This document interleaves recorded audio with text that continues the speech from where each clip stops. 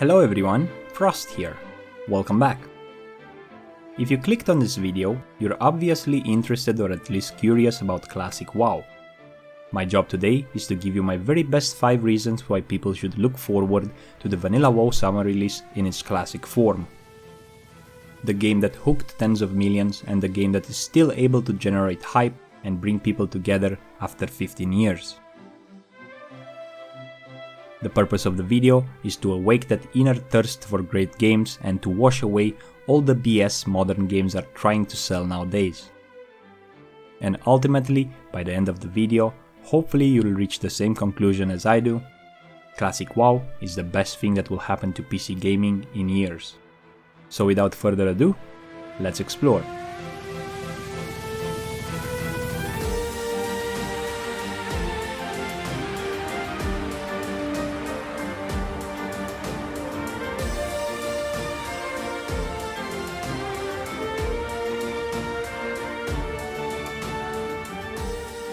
The magic of vanilla WoW. Even though this vanilla magic seems to be a cliché, it does not make it any less true. World of Warcraft wasn't just another MMO, it was a game that crashed onto the scene and immediately captured the hearts and attention of countless players. The game sold over 240,000 copies in its first 24 hours, more than any other PC game in history at that time, far more than Blizzard expected. The original 40 servers filled up almost immediately with players, while still more people waited impatiently to log on and experience Azeroth for themselves. It required immediate addition of new server in order to handle the demand. A problem? Yes, but a delightful problem to have. Since then, every MMO out there has tried to recreate that magic formula, and nobody has been able to do it quite like WoW did back in 2004. It was a revolution in the genre's gameplay and a revolution in the way that games were made. Pretty much every MMO to date has taken bits and pieces of WoW various elements, hoping to make a success story for themselves.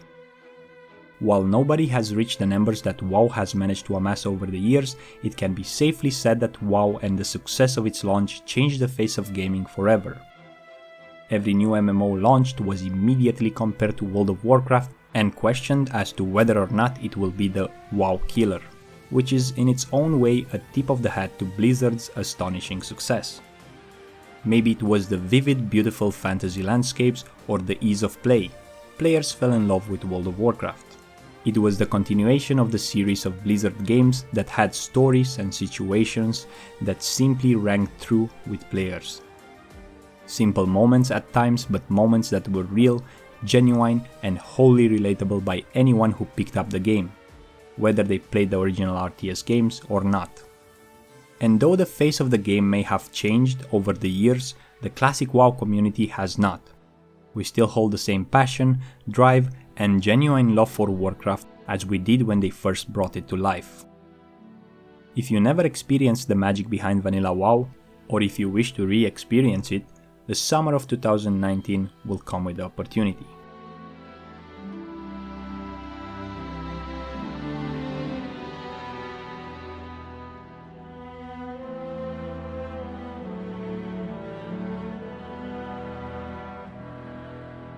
Speaking of community, we just uncovered our second reason.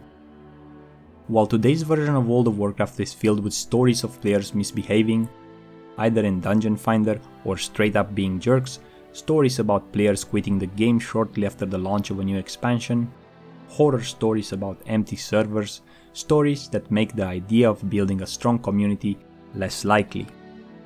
In vanilla, this was not a problem. The community was a breath of fresh air, servers played together, grouped together, and later in vanilla's timeline even worked together on a common goal, opening the gates of Ankh-Mirage. There was a sense of self-policing back then. Players who stole loot were quickly called out on the forums and in-game channels, which prevented them from getting away with that kind of behavior again. But beyond that, there was a sense of friendship, even between players of opposing factions. Server communities were bound together. Players on the server knew each other by reputation, and even when you were killing each other, there was still that moment of recognition across the battlefield. It was a living, breathing community of various personalities all tied together for one common reason: a love of Warcraft and a love of engaging gameplay. Players in vanilla were part of multiple communities, just like Inception. It was a community within a community. You had the close ones from the friend lists, followed by your guildmates, the server community, the class community, and the entire World of Warcraft community. I remember having a community of real-life friends that we were playing together until 5 AM, and instead of going to sleep after closing the game, we choose to go in the park, having a coffee and sharing our World of Warcraft adventures for a couple of hours. Due to the multiple layers of communities, this became an insurance policy for the game and served as context of how friends meet. The game was built to support relationships and communities. The player base had a continuous reason to keep playing, even when the game struggled to provide new content. It was the social platform, the glue that kept World of Warcraft alive and growing. It was really strange for me at that time because I didn't really understand how the World of Warcraft communities worked. I knew that there were millions of players active, and somehow I was confined to a small server. Of course, the server didn't feel small at all. On the contrary, the world felt big and alive. Players became familiar even from afar with other people on their realm. Rivalries developed, reputations formed, and each server was able to develop its own identity. You were not a stranger among strangers like you feel in most current MMOs. You were a hero drawn to a self-written story, a part of a naturally occurring ecosystem. An ecosystem so diverse that drawn together people of different ages, races, political and religious beliefs into a team intent of having fun and accomplishing things together.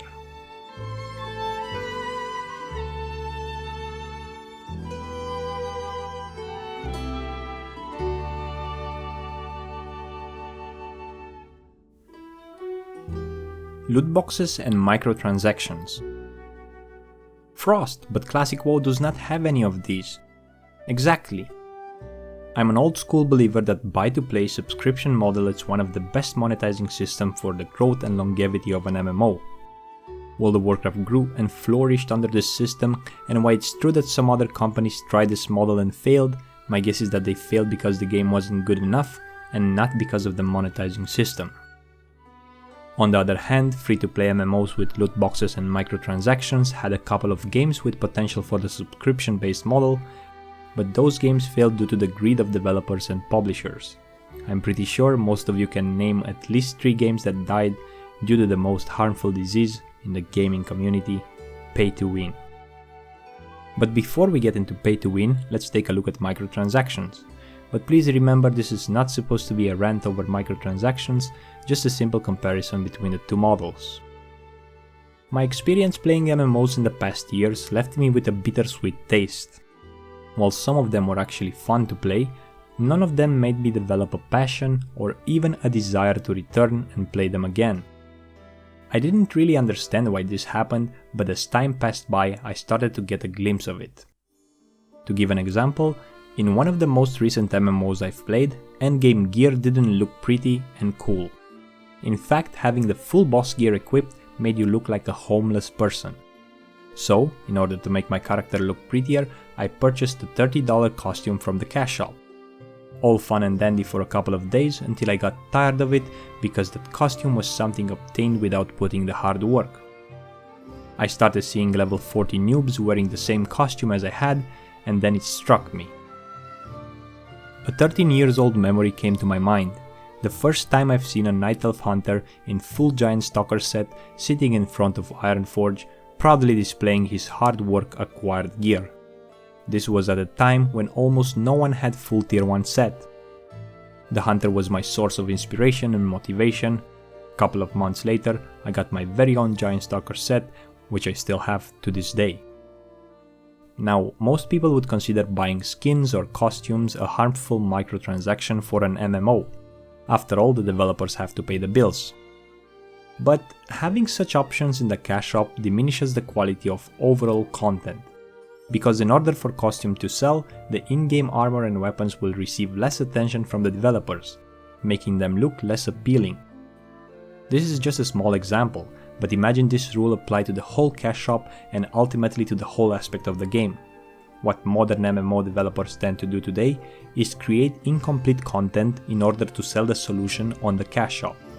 They create the problem or insufficiency, but no worries, the solution is in our shop. Grab it quick as this comes in limited supply and we have a very special offer. During my playtime on the previous MMO, I've spent around $1,000+ only on consumable, nothing that was pay to win. Those things were inventory expansions, pets that were looting for you, profession costumes that allowed you to make more gold, resurrection scrolls, hidden subscriptions in the form of value packs, scrolls that increase your loot drop chances, and many more. After a while playing that game, it stopped feeling like I'm an adventurer in a fantasy world and it felt more like a consumer in a shopping mall. I guess there was always a subconscious feeling like I'm being used, dragged, and somehow scammed while playing these games, as content was always delivered in terms of what you can purchase to make it whole and complete. In classic WoW, this won't be the case, as most of the previous popular microtransactions are either non-existent or harmless to the structure of the game, leaving World of Warcraft in its vanilla form a place where the quality of your progression, the looks of your character, and the content you explore is dictated only by the hard work and the amount of time you're willing to put in. I think we prolonged this topic more than it was required, although it might need a video of its own to fully cover the impact of cash shops in MMORPGs. But let's move to our next reason, which is more simple.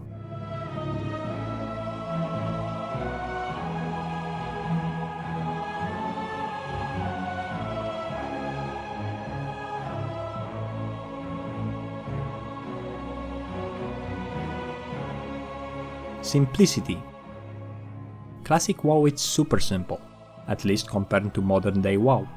There is not much choice in terms of best in slot gear and other gimmicks. Boss mechanics were a lot more simple, and for the most part Molten Core could be summarized as a DPS skull, with only a few players having to deal with some special mechanics.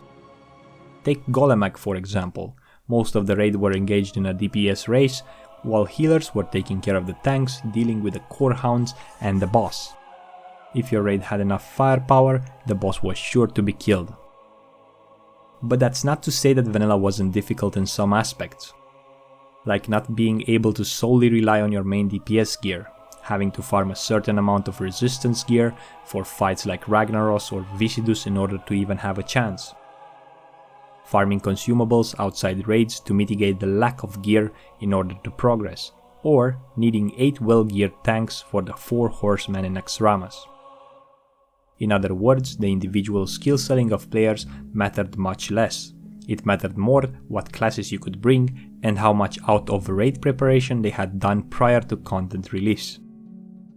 We keep talking about the differences between current WoW and classic, and they are as night and day. For players that never experienced the golden age of World of Warcraft from launch day through the Burning Crusade and a decent portion of Wrath of the Lich King, their experience playing classic WoW will be very different, as they became accustomed to several of the quality of life features that have been introduced.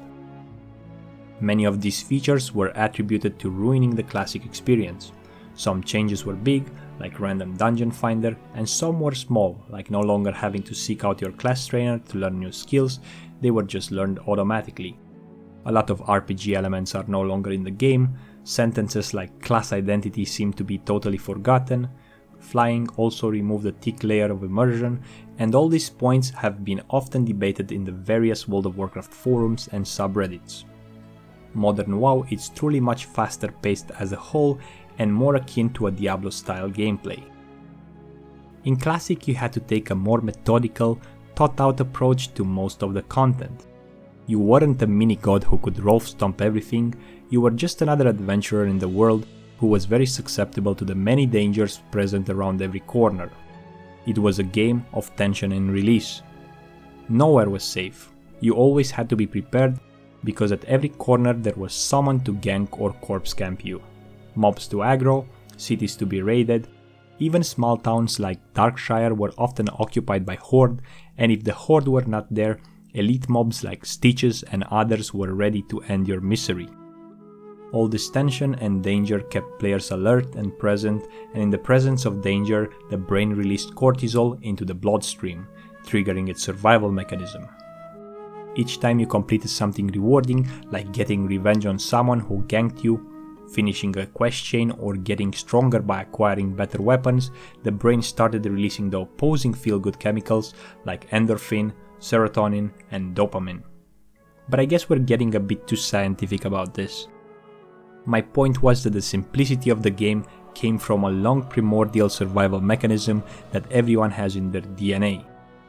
With time and patience, classic WoW will deliver the pinnacle of MMORPG gaming, the true nirvana that is progression raiding. There is nothing quite like being part of a cohesive group of 40 people with varying roles, but one goal: kill pixelated dragons and get loot. The feeling of finally killing a boss after several weeks and hundreds of attempts is sacred, and you're guaranteed to make a lot of friends and a few enemies along the way.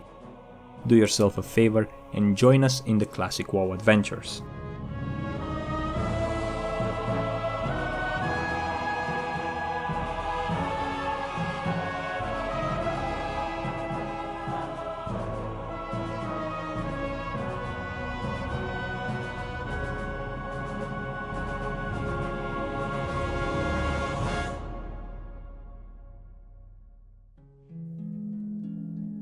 Meeting with old friends or making new ones. It's no secret that World of Warcraft brought lots of people together, from different backgrounds and nationalities, like we previously stated in our community topic. People that made long-lasting friendships during the time they played the game, some of which lasted even after the World of Warcraft chapter closed in their lives. I'm pretty sure most of you still keep in touch with people that used to play the game, and some of you are familiar with at least one situation where World of Warcraft human encounters resulted in marriage. With the release of vanilla in its classic form, the opportunity to make new friends and maybe long-lasting friendships will rise to surface again. Of course, there will be people that because of the same release will do the opposite and ruin their current collection of friends. Remember, take everything in moderation and keep what's important to you close. Last year, 2 people started the looking for player database on the classic WoW subreddit. It was an instant success, quickly climbing from 1,000 to 5,000, and right now over 15,000 players worldwide that have entered their characters' information into the database. Initially, the idea came to fruition via Google form and docs, with people manually updating the list. Then, they moved the whole database into a website called vanillafriends.com. If you want to get in touch with your old vanilla friends, just hop on the website, enter your character name and server you played, and also check if you can find your old guildmates and friends. So far I got in touch with 2 friends from my old vanilla guild and discovered so many familiar names from my original server, Ankiraj. I found out that I share the same server with Monkey News, and it was a joy to recognize all the name and the guilds with whom I was either allied or enemies. If you manage to get in touch with a couple of ex-guild members, maybe you can plan to roll on the same server when Classic is launched, resurrect the old guild, and embark on the vanilla adventure once again.